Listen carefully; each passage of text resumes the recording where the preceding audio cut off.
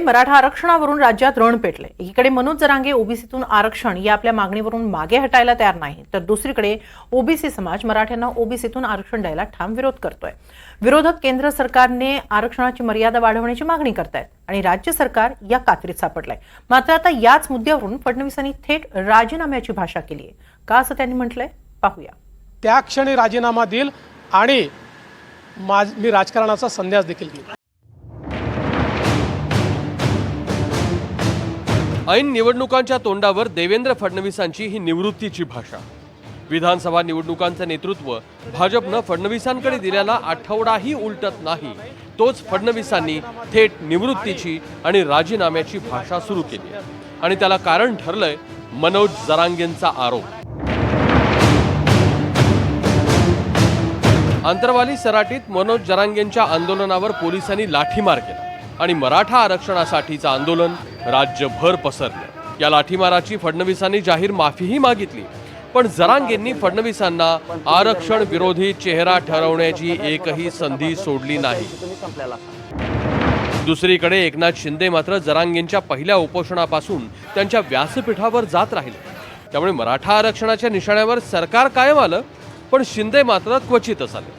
काल मात्र जरांगेंनी थेट आरक्षणाच्या मागणीला शिंदेंचा पाठिंबा आणि फडणवीसांचा विरोध अशी थेट विभागणी केली आणि मग मात्र फडणवीसांनी चेंडू थेट शिंदेंच्या कोर्टात भिरकावला।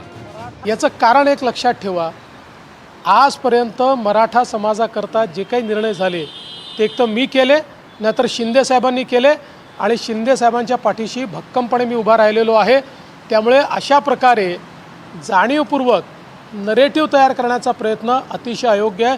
मी पुन्हा एकदा सांगतो, शिंदे साहेबांनी जर या ठिकाणी सांगितलं की मराठा आरक्षणाकरता त्यांना निर्णय घ्यायचा आहे आणि त्या निर्णयामध्ये मी अडथळा निर्माण केला आहे, मी निर्णय होऊ दिला नाही, त्या क्षणी राजीनामा देईल आणि मी राजकारणाचा संन्यास देखील घेईल। देवेंद्र फडणवीसांनी आता जाहीरपणे अशी विचारणा केल्यानंतर एकनाथ शिंदेंकडे फडणवीसांचीच बाजू घेण्याशिवाय पर्यायच नव्हता। बिलकुल त्यांच्या म्हणण्यामध्ये तथ्य आहे, वस्तुस्थिती आहे। कारण मराठा समाजाला आरक्षण आता देताना मी देवेंद्रजी आणि अजित पवार आम्ही तिघं एकत्र बसलो आणि विशेष अधिवेशन आम्ही बोलावलं। प्रत्येक मीटिंगमध्ये या ठिकाणी देवेंद्रजी होते प्रत्यक्षपणे आणि जो आपण मराठा आरक्षण देण्याचा कायदा जो केला त्यामध्ये देवेंद्रजींची मोठी मोलाची भूमिका होती आणि आमच्या अजित पवार देखील यामध्ये सहभागी होते, अख्खं मंत्रिमंडळ आमचं सहभागी होतं आणि त्यामुळेच आपण जस्टिस शिंदे कमिटी गठीत केली। मराठवाड्यामध्ये मनोज जरांगे पाटील यांच्या मागणीनुसार आम्ही कुणबी प्रमाणपत्र ज्यांच्या नोंदी होत्या ते देऊ लागलो। ते दिल्यानंतर जे सुविधा होत्या, जे मराठा समाजाला ज्या सवलती होत्या ते देण्याचं काम केलं आणि मराठा समाजाला आरक्षण जे 10% देण्याचा निर्णय आम्ही घेतला तो आज कोर्टामध्ये। त्याला विरोध करायला कोण गेले ते बघा आधी, त्यामध्ये देखील विरोधी पक्षाचाच हात आहे आणि म्हणून त्या खऱ्या अर्थाने विरोधी पक्षांनी याच्यामध्ये सहकार्य केलं पाहिजे।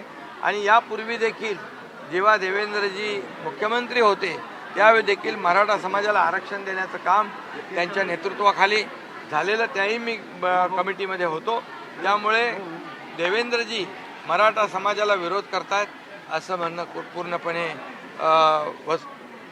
चुकीचं आहे आणि त्याच्यामध्ये कुठलंही तथ्य नाही। कारण शेवटी आम्ही जो निर्णय घेतो तो सरकार म्हणून सर्वांच्या सहमतीने एकत्रपणे निर्णय घेत असतो। फडणवीसांच्या राजीनाम्याचा इशारा म्हणजे चूक मान्य करणं असा अर्थ जरांगेंनी लावलाय। आणि आता शेवटचं सांगतो, तुम्हाला मराठी विरोधात गेल्यावर जो पश्चाताप आता आला तो कधीच येणार नाही। आमचं आरक्षण द्या, पण तुम्ही जर नाही दिलं तर तुमच्या आयुष्यातला सगळ्यात मोठा पश्चाताप असेल, पण त्या दिवशी तुम्ही संपलेला असाल। एक सुद्धा सीट राज्यात निघून देणार नाही, एक सुद्धा। मराठा आरक्षणाचा मुद्दा सुरू झाल्यापासून फडणवीसांची त्यातून सुटकाच होत नाहीये।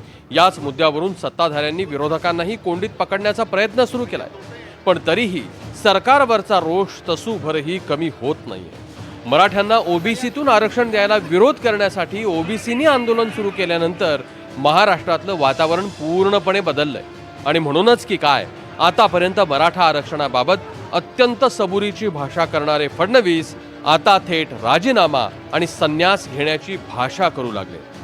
Bureau report, NDTV Marathi.